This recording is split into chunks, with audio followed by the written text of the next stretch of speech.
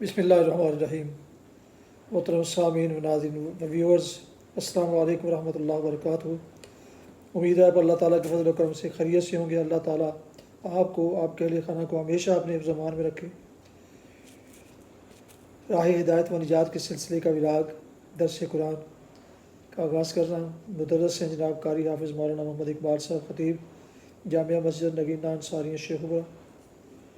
اگر آپ نے ابھی تک میرے یوٹیوب چینل کو سبسکرائب نہیں کیا تو پلیز سبسکرائب کر لیں، لائک کر کے بیل آئیکن کو ضرور پریس کر لیں اور دوستوں سے شیئر بھی کر لیں، تاکہ آنے والے ایسے روحانی اور قرآنی ولاگز جو سراسر باعث خیر، باعث برکت اور باعث ثواب ہیں، وہ نہ صرف آپ بلکہ دوستوں تک بھی پہنچتے رہیں۔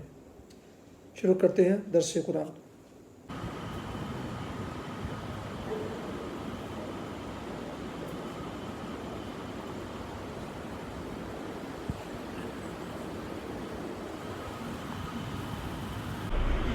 الحمد للہ وکفی والصلاة والسلام علی من لا نبی بعدہ، اما بعد فاعوذ باللہ من الشیطان الرجیم، بسم اللہ الرحمن الرحیم۔ ثم جعلناک علی شریعۃ من الامر فاتبعها ولا تتبع اهواء الذين لا يعلمون انهم لن يغنوا عنك من الله شيئا وان الظالمين بعضهم اولياء بعض والله ولي المتقين صدق الله العظيم۔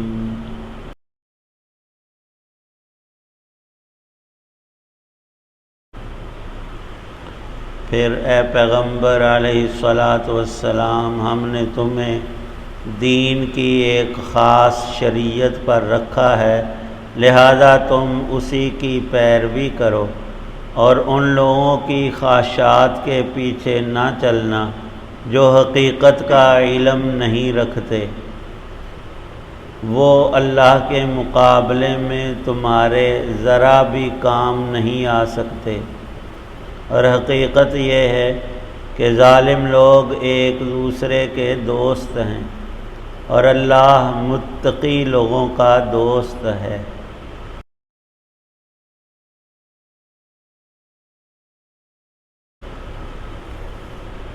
سورہ جاثیہ کی آیت 18 اور 19 ہیں۔ پچھلی آیات میں اللہ تعالی شانہ نے بنو اسرائیل پر اپنے انعامات ظاہرہ اور باطنہ، دینی اور دنیاوی، اپنے فضل و کرم اور رحمت کا بیان فرمایا تھا کہ ایک زمانے تک ان میں نبوت کو جاری فرمایا، سینکڑوں کی تعداد میں حضرت انبیاء علیہ السلام ان میں تشریف لائے۔ اللہ تعالی شانہ کی کتابیں اور صحائف ان انبیاء اور رسول علیہ السلام پر اتاری گئیں۔ سب سے پہلے دین کی پابندی اللہ کے پیغمبر خود کرتے ہیں، اور عملاً اور علماً سب لوگوں میں انہی احکامات الہیہ اور اعمال صالحہ کی دعوت و تبلیغ، نشر و اشاعت فرماتے ہیں، اور وہی دین حق، اللہ کا پاکیزہ قانون، عدل و انصاف پر مبنی اصول اور احکامات، جن پر چل کر انسان دنیا اور آخرت کی ہدایت اور اللہ کی رضا اور ظلم و ناانصافی سے بچ کر اپنے آپ کو پاکیزہ رکھنے کی صورت جو اللہ نے بنائی ہے وہ یہی ہے۔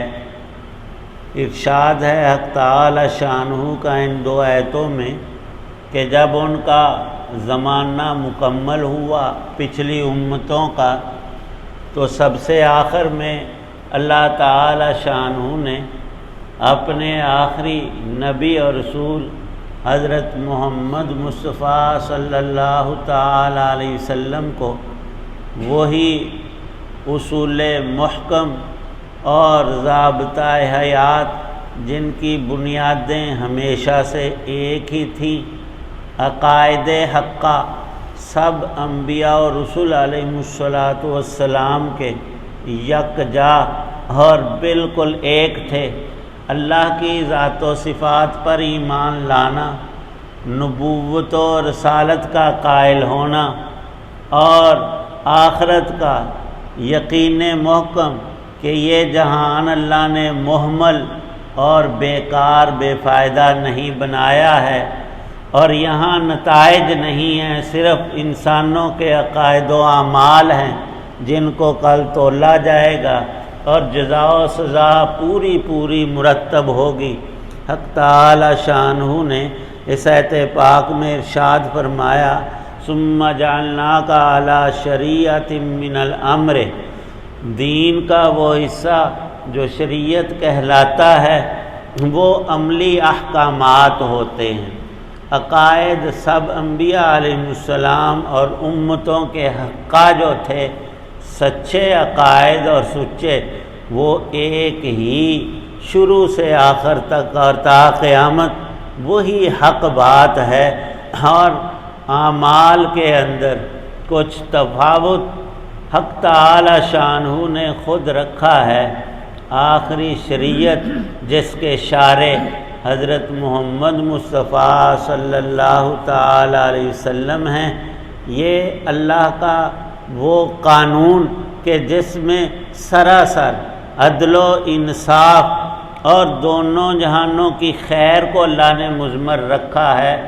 حق تعالی شانہ ارشاد فرماتے ہیں نبی پاک صلی اللہ علیہ وسلم سے خطاب کر کے، اس شریعت پر آپ نے بھی قائم رہنا ہے، اور آپ نے اپنی امت کو، ساری امت کو اسی شریعت کی دعوت دینی ہے، اور اسی پر چل کر کوئی بھی دنیا کا انسان کامیاب ہوگا۔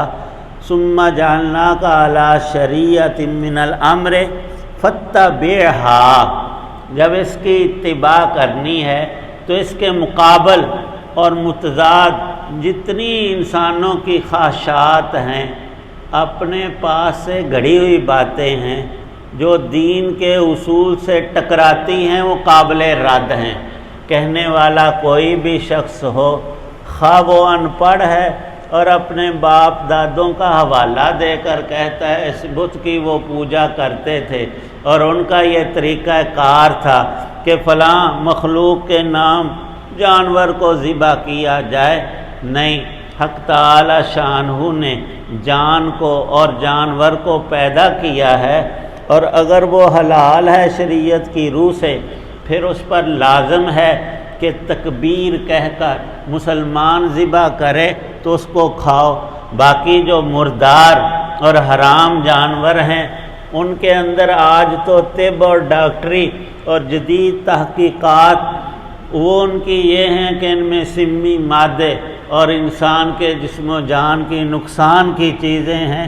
اللہ نے کوئی بھی ایسی چیز حرام نہیں کی جس میں لوگوں کا فائدہ تھا، بلکہ نقص تھا اور نقصان تھا جسم و جان کا، ان چیزوں کو اللہ نے حرام قرار دیا۔ تو حق تعالی شانہ کا یہ دین کامل اور اکمل اور پورے طور پر ہر اعتبار سے محکم اور مدلل ہے۔ اللہ کے پاک پیغمبر صلی اللہ علیہ وسلم نے اپنی پوری زندگی اسی شریعت حقہ پر گزاری اور اسی کی تلقین تمام انسانوں کو فرمائی اور دعوت دی، اور اسی کی نشر و اشاعت میں اپنی مکمل زندگی گزاری ہے۔ تو جو انسان اس کو اختیار کرے گا، اس کے لیے یہ لازم ہے کہ پھر انسانوں کے بنائے ہوئے وہ قوانین جو شریعت کے خلاف ہیں، اب ہمارے پاکستان اور سب مسلمانوں کو اور جتنے بھی اسلامی ممالک ہیں، یہ نہیں کہ ان کو پتہ کو نہیں، حکومتوں کو اور لوگوں کو سود حرام ہے، یہ ایک مسئلہ ہے۔ شریعت میں تجارت اللہ نے جائز اور برکت کی چیز رکھی ہے، حلال رزق اور روزی کا ذریعہ بنایا ہے، اور سود کو اللہ پاک نے حرام قرار دیا۔ اب ہمارے ملک والے وہ حکومت کے لوگ بڑے زور اور اصرار سے کہتے ہیں اگر سودی لین دین بند کر دیا جائے تو ملک برباد ہو جائے.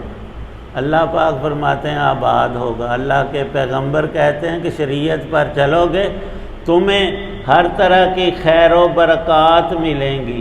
تمہارے رزق میں، اولاد میں، تمہاری صحت میں، تمہاری عمروں میں برکت ہوگی اور تمہیں خوشحالی ملے گی. اور انسان کہتا ہے اس کے الرغم بالکل الٹ کے نہیں، سودی کاروبار جو نری شیطنت ہے اور چند بندوں کے فائدے کی سوچ میں ساری دنیا کے انسانوں کو رگڑا دیا جاتا ہے، ان کا خون نچوڑا جاتا ہے. یہ جو جتنا کچھ چل رہا ہے یہ شریعت کی خلاف ورزی کی وجہ سے تمام ملک کے ہر باشندے کو تکلیف اور ایذا پہنچ رہی ہے. اللہ پاک ارشاد فرماتے اس باطل نظام کو رد کر دو. اگر پورے طور پر سب باتیں تم ٹھیک نہیں کر سکتے، جتنی اللہ نے تمہیں طاقت بخشی ہے، پیسہ تیرا ہے، تو سود پر نہ دے. تو مجبور ہو گیا، اللہ سے دعا کر، کوئی اور راستہ تلاش کر لے. سود کا مال لے کر خوش نہ ہو، بلکہ تو اس میں جکڑا جائے گا اور پھر اس میں ڈوب کر رہے گا. یہ نہیں کہ تیرے پاس مال کی چیزوں کی فراوانی ہوگی، نہیں، وہ نظام ہی باطل ہے.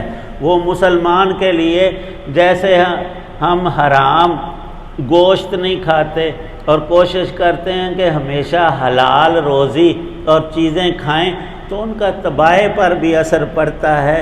اس آیت میں اللہ پاک نے ارشاد فرمایا وَلَا تَتَّبِعْ أَهْوَاءَ الَّذِينَ لَا يَعْلَمُونَ. جو اللہ کے اتارے ہوئے علم، قرآن کو، وحی کے علوم کو، نبی پاک صلی اللہ علیہ وسلم کے مسنون طریقوں اور آپ کی احادیث مبارکہ کو رد کرے گا، وہ دنیا اور آخرت میں خود مردود ہوگا. اور جو اس شریعت حقہ پہ چلے گا اس کی مدد اللہ کی طرف سے ہوگی اور اسے خوشحالی ملے گی اور دونوں جہان کی خوبی حق تعالی شانو اس کو ضرور عطا کریں گے. لیکن اس میں کچھ محنت اور اس علم کے حاصل کرنے کے بعد اس شریعت پر چلنا لازم ہے. حق تعالی شانہ ہم سب کو صحیح سمجھ عمل کی توفیق بخشے. الحمدللہ رب العالمین والصلاة والسلام علی رسولہ النبی الکریم. ربنا ظلمنا انفسنا وإن لم تغفر لنا ترحمنا لنکونن من الخاسرین. اللہم لا سہل الا ما جعلتہ سہلا وانت تجعل الحزن سہلا اذا شئت. اللہم انا نسألک علما نافعا ورزقا واسعا وشفاء من کل داء. صلی اللہ تعالی علی خیر خلقہ محمد وعلی آلہ واصحابہ واہل بیتہ اجمعین برحمتہ.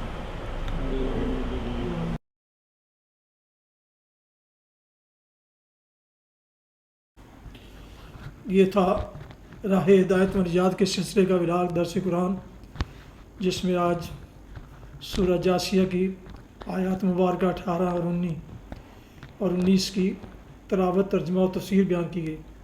مدرس تھے جناب مولانا محمد اقبال صاحب. جن دوستوں نے ابھی تک میرے یوٹیوب چینل کو ابھی تک سبسکرائب نہیں کیا، پلیز وہ سبسکرائب کر کے لائک کر کے بیل آئیکن کو ضرور پریس کر لیں اور دوستوں سے شیئر بھی کر لیں، تاکہ آنے والے ایسے روحانی اور قرآنی ولاگ جو سراسر باعث خیر، باعث برکت اور باعث ثواب ہیں، وہ آپ تک اور دوستوں تک باقاعدہ اور بر وقت پہنچتے رہے. اللہ تعالیٰ آپ کا حامی و ناصر ہو. اللہ تعالیٰ آپ کو، آپ کے اہل خانہ کو ہمیشہ اپنے حفظ و امان میں رکھے. آمین. اپنا بہت خیال رکھیے گا. اپنی دعاؤں میں پاک وطن، والدین، آبا و اجداد، اعزاء و اقارب کے علاوہ اس ناچیز کو بھی اگر ان میں شامل فرمائیں تو انتہائی شکر گزار ہوں گا. ختم کرتے ہیں آج کا ولاگ. السلام علیکم ورحمۃ اللہ وبرکاتہ. پاکستان زندہ باد. اللہ حافظ.